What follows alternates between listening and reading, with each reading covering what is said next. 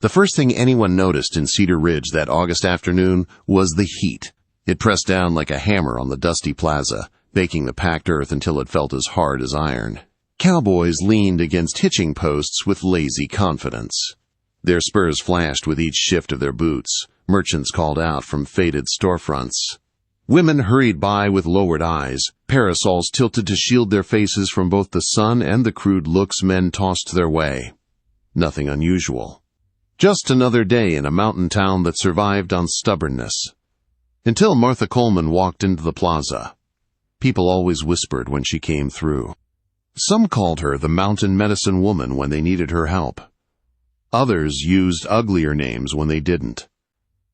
Martha stood tall, her dark skin shining with sweat, her homespun dress practical and simple. A heavy leather satchel was slung over her shoulder, stuffed with herbs, roots, and remedies she gathered from the mountains she knew better than anyone alive. She stopped dead center in the plaza, scanning the men gathered there. Her eyes were sharp, steady, searching for one man in particular. And when she found him, everything stopped. A lone cowboy sat on the saloon steps. Trail dust covered his clothes. His hand rested near his holstered Colt with an ease that told folks he knew how to use it. He hadn't laughed or sneered like the others when Martha appeared.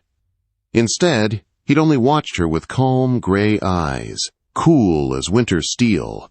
Martha marched straight toward him. The plaza went silent. Folks sensed something big coming. She stopped 3 feet from him. He had to tilt his head back to meet her gaze. "You," she said, her voice carrying across the square, "tonight, you're coming to my bed." The plaza exploded with laughter, catcalls, whistles. Cowboys slapped their knees, howling at the sight of a woman, especially her, making such a bold declaration. But the cowboy didn't laugh. His eyes stayed fixed on Martha, and unlike everyone around them, he saw the truth. Her trembling fists, the tight set of her jaw, the desperate courage holding her together. "Ma'am," he said quietly, his voice low and steady. "That's a mighty bold thing to say in the middle of town." "I'm not talking about anything improper," Martha replied. She lifted her chin. "I need a husband, legal, today. And you're the only man here who might listen before laughing." The laughter died instantly. This wasn't a joke anymore. Property, inheritance marriage in Cedar Ridge was serious business. The cowboy stood. He rose taller than her by 4 inches, broad-shouldered and steady. "Name's Samuel Hawkins," he said. "Most folks call me Sam." "Martha Coleman," she replied. "My father was Josiah Coleman." Sam's eyes changed. Everyone had heard of Josiah Coleman, the freedman who had somehow secured 200 acres of silver-rich mountain land. Everyone also knew he'd died under suspicious circumstances 3 months earlier. "You're having trouble with your father's land," Sam said carefully. "Trouble is one way to put it," Martha said bitterly. She pulled a folded document from her satchel. "The territorial court says I have 30 days to marry or lose everything my father built. I have 23 days left. Aldrich wants the land, and every man who tried courting me suddenly left town. All 3 of them." Sam didn't flinch. "Why me?" "Because you've been here 3 days, and you haven't bent the knee to Aldrich yet," she answered. "You're honest, or smart enough to pretend to be. And that's more than I can say for most." "And what exactly are you offering me?" Sam asked. "A partnership," Martha said. "Marriage in name only. A legal shield. I keep my land. You get 20% of the silver profits and a place to stay when you're in town.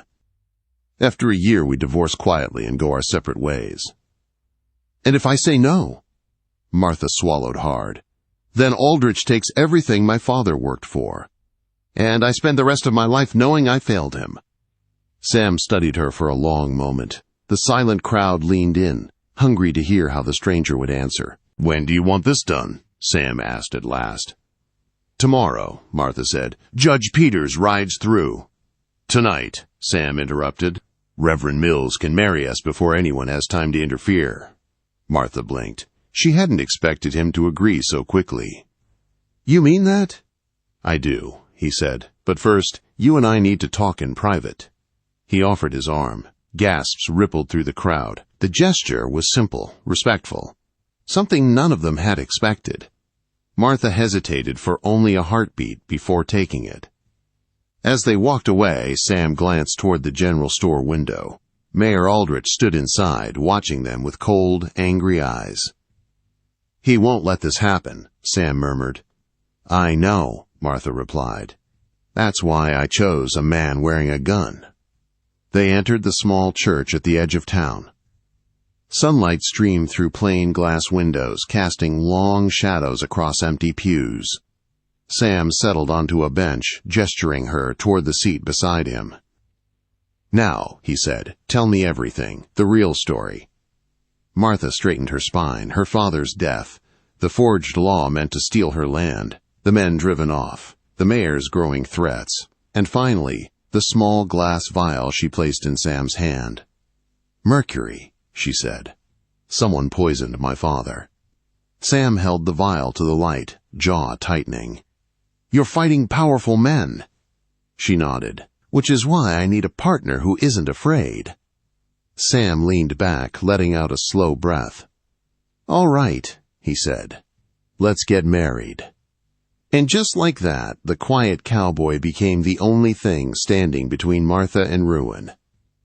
Sam and Martha left the church as the last light faded behind the mountains. Cedar Ridge lay quiet in the valley, but it was the kind of quiet that warned trouble was already forming in the shadows.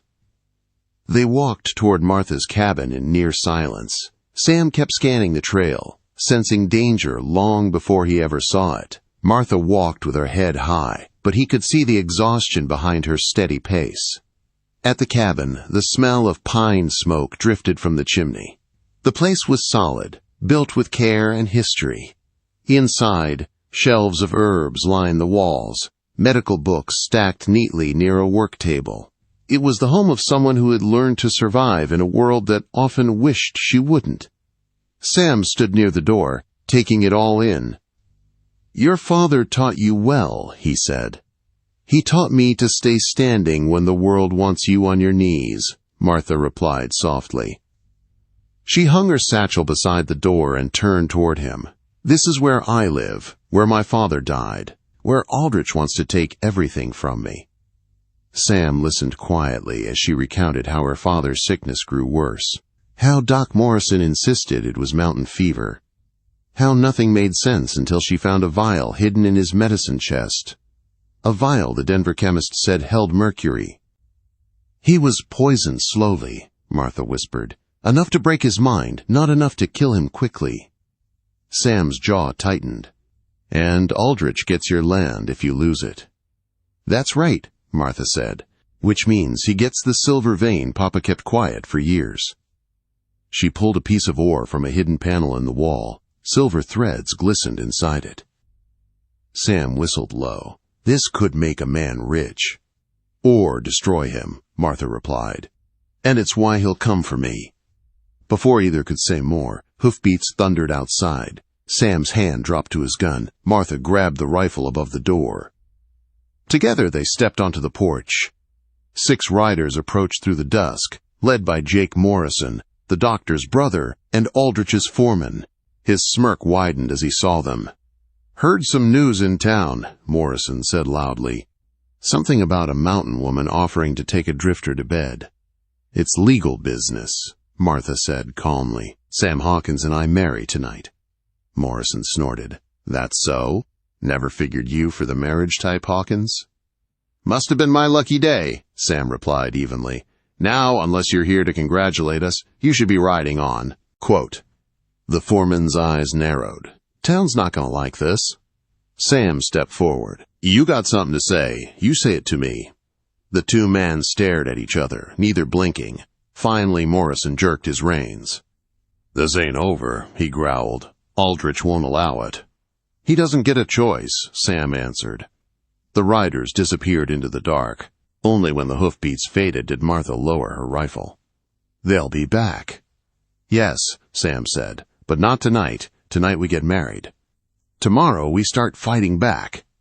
They rode into town under the rising moon. At Reverend Mills' church, 2 witnesses waited, Mrs. Chen and old Pete Winters.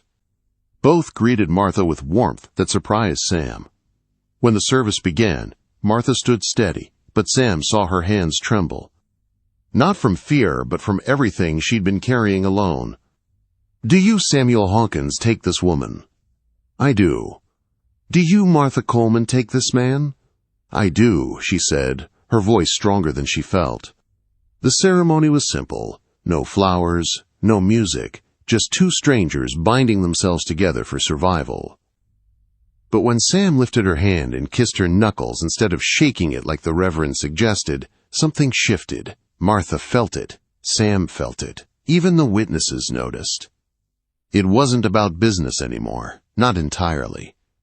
Before they could leave, the church doors burst open. Jake Morrison marched in with 3 men behind him. Sam moved instantly, placing himself between the trouble and his new wife. "Well, well," Morrison sneered. "Too bad we didn't arrive earlier. Could have stopped this nonsense." "You step 1 foot closer," Sam warned, "and you'll meet your maker right here in God's house." The men hesitated. Sam's reputation had reached them long before he arrived in Cedar Ridge. Morrison finally pulled a folded letter from his coat. "Aldrich says your father owed debts. Big ones. Due in a week." Martha snatched the paper, reading it quickly. "This is forged." "Judge might not see it that way," Morrison said. "Not when the mayor explains." Sam took the paper from her hands. "We'll show the judge the truth." Morrison smirked. "If you live long enough." Then he and his men left. The moment the doors shut, Martha sagged. Sam caught her elbow gently. "They're scared," he said. "That means they're desperate." "We need my father's strongbox," Martha said. "His real papers. We need proof." Sam nodded. "Then let's get home and prepare." They returned to the cabin, with Mrs. Chen and Pete following as escorts. Once inside, Sam checked every shadow before letting Martha settle near the fire. She opened her father's strongbox. Inside were contracts, journals, land deeds, and receipts. Everything Aldrich feared most. As Sam examined the papers, he said quietly, "You know this marriage. It means I stand with you, whatever comes." Martha looked at him, really looked at him. "Partners?" she asked softly. "Partners," Sam said. "Your fight is mine now." Outside, the night grew colder. But inside the cabin, for the first time since her father's death, Martha felt something she thought she'd lost. Hope. 3 days after the wedding, Sam woke to the sharp smell of smoke. He rolled out of his bunk, gun in hand, and sprinted outside the bunkhouse. Flames crawled up the walls of Martha's supply shed. The fire crackled, crackling louder than the morning birds. "Martha!" Sam shouted. She was already there, in her nightdress and shawl, hauling buckets of water with fierce determination. Months of work, her herbs, remedies, healing supplies, were inside that shed. "I've got the well," Sam said, grabbing the bucket and pumping water with fast, powerful strokes. Together they worked, soaking the flames until the last ember hissed out. Martha knelt in the ash, coughing, trying to salvage what little remained. "Coal oil," Sam muttered, crouching near the charred boards. Someone splashed it across the walls, deliberate. Martha lifted a burnt jar, her fingers shaking. 3 months of medicine gone. Winter fever season is coming. People depend on me. Sam spotted a print in the dirt, a boot track, left heel worn down. "Morrison," he said. "He did this." Martha stood. "Then let's meet him."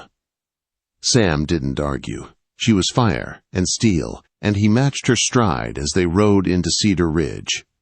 They found Jake Morrison at the boarding house breakfast table. Sam strode in without knocking. The room fell silent as he kicked Morrison's table over, sending eggs and coffee flying. "That," Sam said, "is for the fire." Morrison jumped to his feet, hand darting toward his gun, but Sam already had his Colt leveled at him. "And this," Sam added calmly, "is me asking where you bought your coal oil yesterday." Morrison went still. "You got proof?" he snarled. "I got your boot print," Sam said. "I got the town whispering. And I got a wife who lost months of work because you crawl around in the dark doing Aldrich's dirty work." "What do you want?" Morrison growled.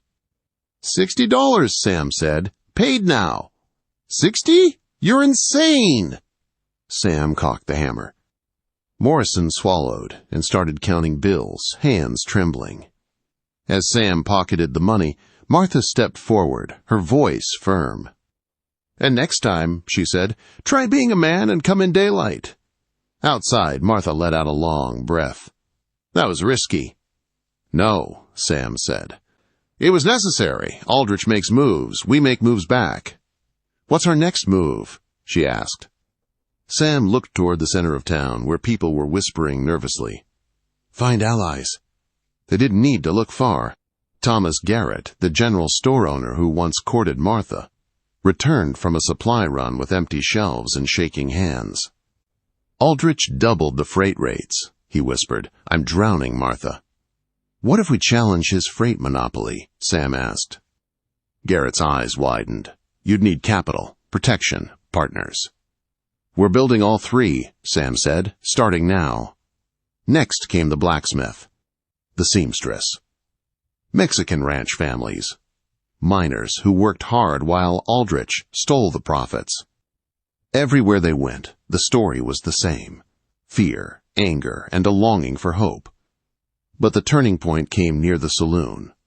A crowd had gathered. Morrison's men surrounded Mrs. Chen. Her laundry lay scattered in the dust. "Town council passed a new ordinance," Morrison said loudly. "No foreign laundry inside city limits." Mrs. Chen stood firm. "I have served this town 20 years. Morrison grabbed her arm. He never finished the motion. Sam's hand clamped onto Morrison's wrist, twisting it hard enough to drive him to his knees. "The lady doesn't need your help," Sam said. "And an ordinance passed at midnight without public vote? Funny how Aldrich writes laws to suit himself." Martha stepped forward and raised her voice. "Town meeting tonight, 7 o'clock. Everyone who owns property will vote." "You can't call a meeting," Morrison snapped. "She can," Sam said. "Territorial statute says property owners have that right." Hands went up all over the street. The town was ready. At 7, the meeting hall overflowed. Aldrich's men tried to block the door, but the people pushed past them. Martha took the podium. "Cedar Ridge will not be ruled by fear," she said. "Not by men who poison the weak. Not by laws written to steal from the working people." Sam watched her speak, proud in a way he never expected. She wasn't just fighting for land, she was fighting for everyone. But Aldrich wasn't done. 3 days later, the Johnson boy collapsed with mind fever. Doc Morrison shrugged and said, "Prepare for burial." Martha knelt beside him. "Sam, get my supplies." Aldrich stormed in. "She practices medicine illegally." "Arrest her." The crowd shouted back, "Let her try." Martha worked for hours. Sulfur powder, willow bark tincture, cool water, careful hands. Finally, the boy's eyes fluttered open. His mother sobbed with relief. Aldrich panicked. "Arrest her!" he shouted again. Sam stepped in front of the deputies. "You try to take her after she saved a child's life, and you'll answer to this whole town." The deputies froze.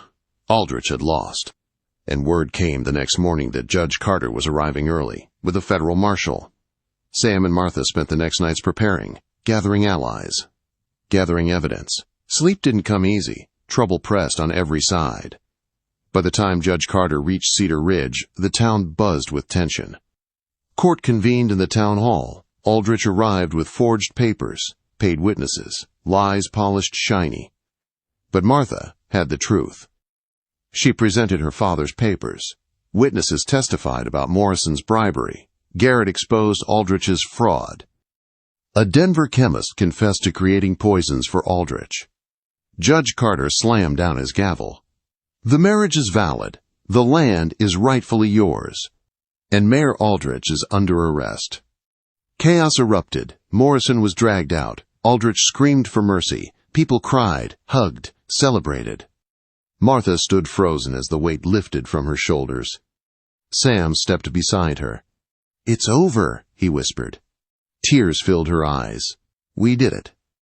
"No," Sam said softly, taking her hand. "You did it. I just stood beside you." 6 months passed. Cedar Ridge transformed. A school. A medical clinic. A freight cooperative. A town reborn. One evening, Martha stood in her garden teaching other women about healing plants. Sam approached with a smile. "Letter came from Denver," he said. "They want you to speak to the medical board." Martha looked up. "Us. We'll go together. Partners, remember?" "Always." That night they sat together on their porch. Sam slipped his arm around her shoulders. "You know," he said, "this all started with you telling me I was going to bed with you." Martha laughed softly. "I meant to scare you off." Sam kissed her cheek. "You did the opposite." She leaned against him, the stars bright above the mountains she fought so hard to protect. "You ever regret marrying me?" she teased. Sam pulled her closer. Not for a single heartbeat. Together they watched the lights of Cedar Ridge shine below, a town saved by a woman who refused to bow and a cowboy who refused to back down. Their love wasn't born in softness, but in fire, courage, and a promise to stand side by side. And that promise would hold